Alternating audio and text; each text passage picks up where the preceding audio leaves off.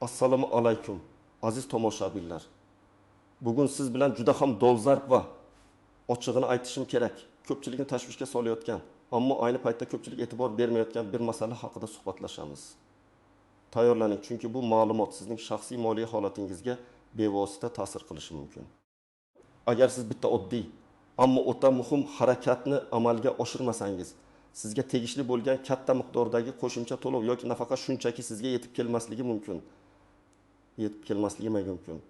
Bu yangi tartib ko'pchilikni chalkashtirib yubordi. Lekin men bugun hamma narsani tushuntirib berishga harakat qilaman. Shuni ta'kidlashni istardimki, bu ma'lumot har bir fuqaro, ayniqsa pensiya oluvchilar, nafaqa oluvchi oilalar va ijtimoiy himoyaga muhtoj shaxslar uchun o'ta muhim. Har biringiz hozir ekran qarshisida diqqat bilan o'tirishga majbursiz. Chunki siz bu imkoniyatni qo'ldan boy berishingiz mumkin. Shuning uchun darhol kanalga obuna bo'ling, videoga like bosing va bu videoni yaqinlaringizga ham ulashishni unutmang. Bu har biringizning mas'uliyatingiz. Muammoning mohiyati. Avval qanday edi? Va hozir nima o'zgardi? Keling, dastlab vaziyatni biroz tahlil qilib olaylik. Ilgari ko'plab ijtimoiy to'lovlar, pensiya qo'shimchalari va nafaqalar avtomatik tarzda hisoblab chiqilar va fuqarolarga hech qanday qo'shimcha harakatlarsiz taqdim etilar edi.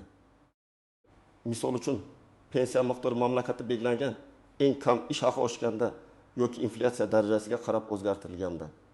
Bu o'zgarishlar pensiya jamg'armasi tomonidan markazlashgan holda amalga oshirilar va pensionerlarning bank kartalariga yoki pochta orqali hech qanday ariza yozmasdan, hech qanday qo'shimcha hujjat taqdim etmasdan yangilangan miqdor o'tkazilar edi. Bu tizim juda qulay edi. Odamlar o'zlarining huquqlari to'liq himoyalangani va davlat organlari o'zlari uchun barcha hisob-kitoblarni amalga oshirishini his qilar edilar. O'ylaymanki, ko'pchiligingiz aynan shunday vaziyatga o'rganib qolgansiz. Lekin hozir vaziyat keskin o'zgardi.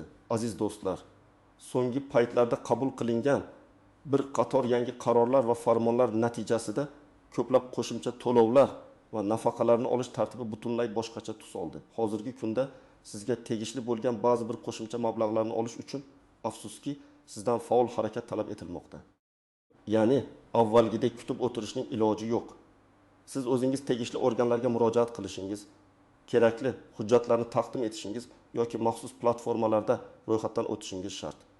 Bu o'zgarishlarning asosiy sababi davlat xizmatlarini raqamlashtirish, byurokratik jarayonlarni kamaytirish va eng muhimi mablag'larning aynan ehtiyojmand va tegishli shaxslarga yetib borishini ta'minlash.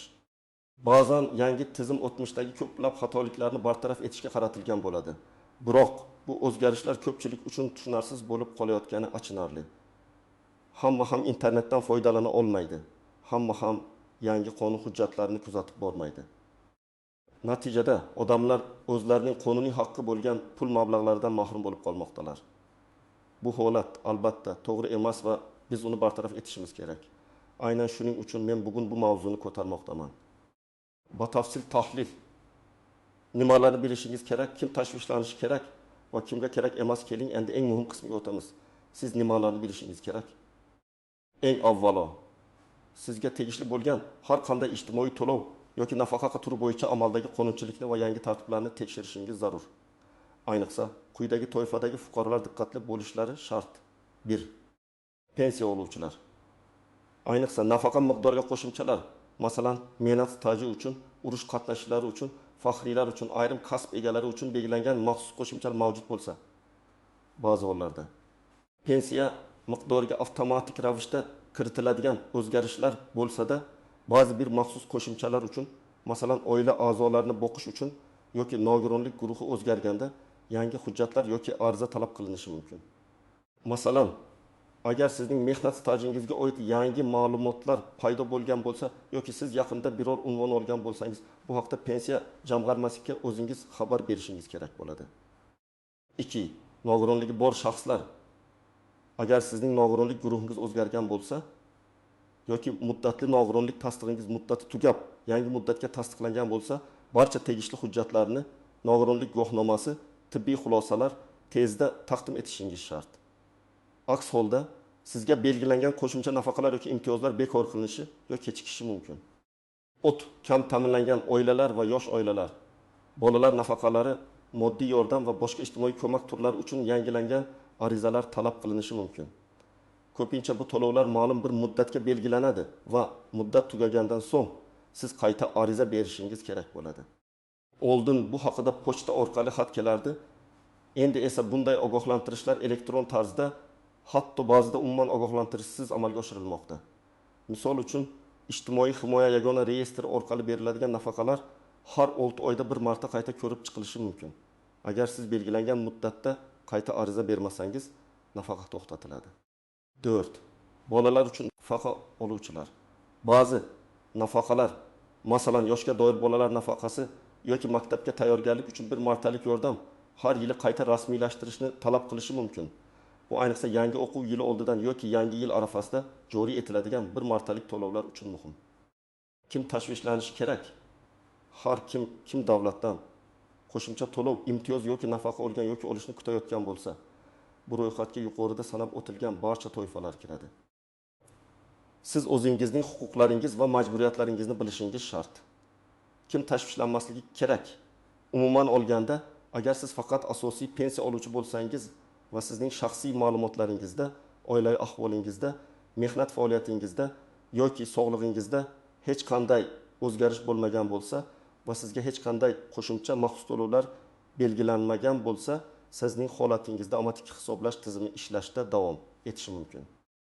Biroq men baribir tekshirishingizni tavsiya qilaman, chunki barcha holatlar ham shunchalik oddiy emas.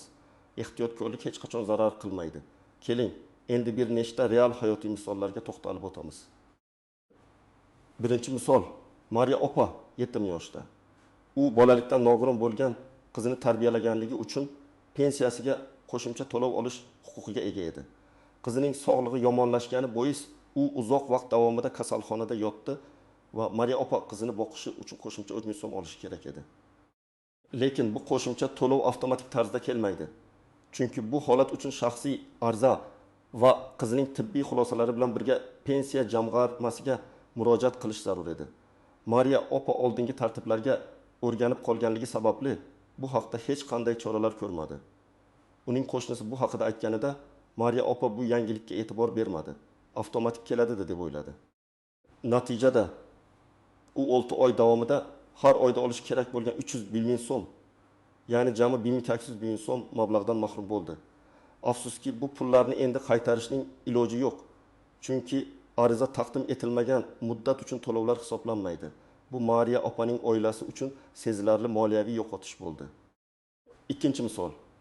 Ahmad aka 65 yosh muddatli nogironlik pensiyasi oluvchi. Uning nogironlik guruhini tasdiqlash muddati o'tgan yili noyabr oyida tugagan edi.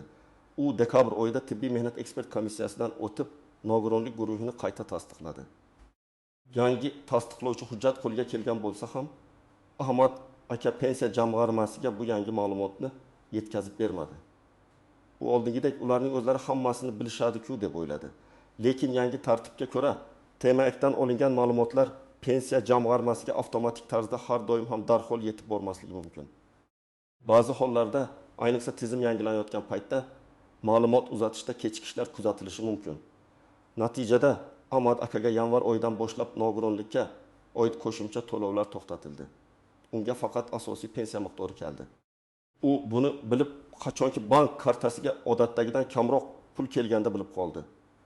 U pensiya jamg'armasiga murojaat qilganda unga yangi hujjatlarni taqdim etmagani uchun to'lov to'xtatilganligi aytildi. Ahmad aka o'z vaqtida murojaat qilmaganligi sababli 2 oy davomida taxminan 400 so'm qo'shimcha to'lovdan mahrum bo'ldi.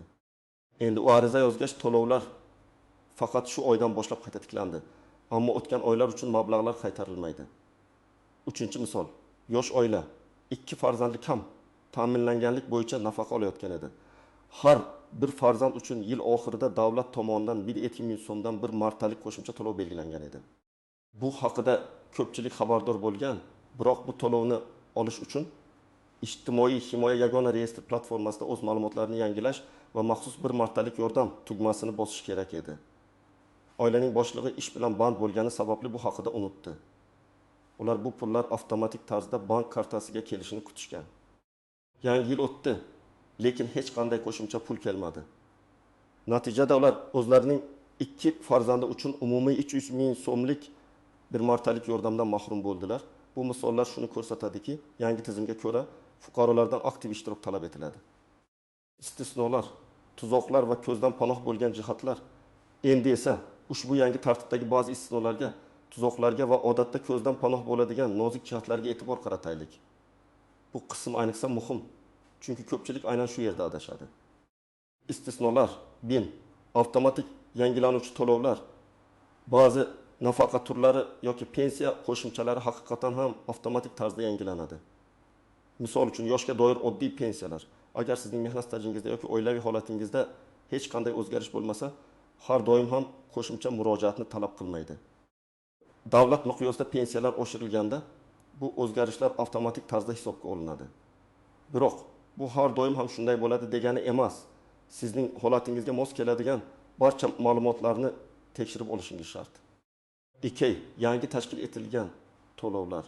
Ba'zi bir butunlay yangi joriy etiladigan ijtimoiy to'lovlar dastlabki bosqichda faqat ma'lum bir guruhlarga avtomatik tarzda berilishi mumkin.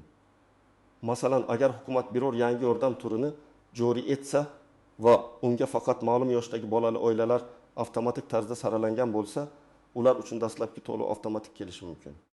Ammo keyingi davrlar uchun baribir ariza talab qilinishi ehtimoli yuqori. Tuzoqlar va ko'zdan panoh bo'lgan jihatlar. BIK internetdan foydalana olmaslik, keksalar va chekka hududlarda yashovchilar uchun bu eng katta tuzoqdir. Hozirgi kunda ko'plab davlat xizmatlari onlayn shaklga o'tmoqda.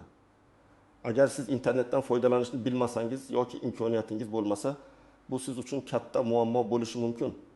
Sizga yaqinlaringizdan yordam so'rash yoki davlat xizmatlari markazlariga murojaat qilish tavsiya etiladi.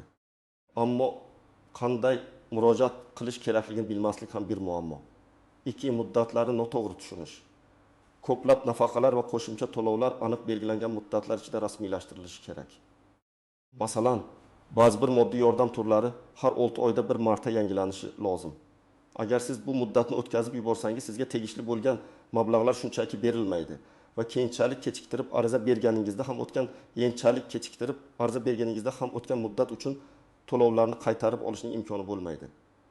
Bu ayniqsa juda og'riqli nuqta, chunki odamlar pulni keyinroq ham olsa deb o'ylashadi, ammo amalda bu hech qachon ro'y bermaydi. O'tuv. Hujjatlarning noto'g'ri taqdim etilishi. Ba'zan odamlar noto'g'ri yoki to'liq bo'lmagan hujjatlarni taqdim etadilar. Bu esa arizani rad etishga yoki jarayonni sezilarli darajada kechiktirishga olib keladi. Misol uchun, agar sizning mehnat stajingizni tasdiqlovchi hujjatda imzo yoki muhr yetishmasa, arizangizni qayta topshirishingizga to'g'ri keladi. 4. Firibgarlik bu juda xavfli jihat. Ba'zi shaxslar yoki tashkilotlar qo'shimcha to'lovlarni rasmiylashtirishda yordam berishni taklif qilib, odamlardan pul undirishga urinishadi. Unutmang, davlat xizmatlari rasmiy organlar orqali amalga oshiriladi va hech qanday vositachilarga ishonmaslik kerak. Sizning shaxsiy ma'lumotlaringizni, pasport seriya raqami, bank kartasi ma'lumotlari begonalarga bermang. Davlat idoralari hech qachon sizdan telefon orqali bank kartangizning to'liq raqamini yoki PIN kodini so'ramaydi. Shubhali xabarlarga, telefon qo'ng'iroqlariga e'tibor bermang. 5. Axborot yetishmasligi eng katta muammo. Ko'pchilik odamlar bu o'zgarishlar haqida umuman xabardor emas. Gazetalarda, televideniyada yoki ijtimoiy tarmoqlarda beriladigan xabarlarga e'tibor bermaslik natijada o'z huquqlaridan bexabar qolishga sabab bo'ladi.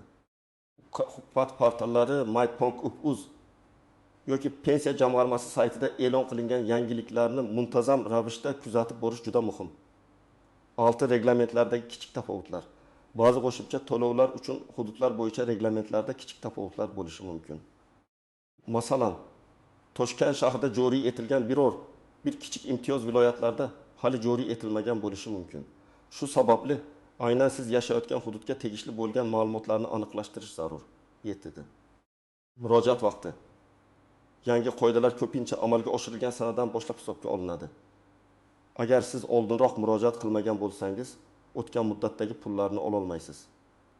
Masalan, agar yangi qo'shimcha to'lov yanvardan kuchga kirgan bo'lsa-da, siz ariza bilan iyul kuni murojaat qilsangiz, sizga to'lovlar faqat iyuldan boshlab hisoblab beriladi.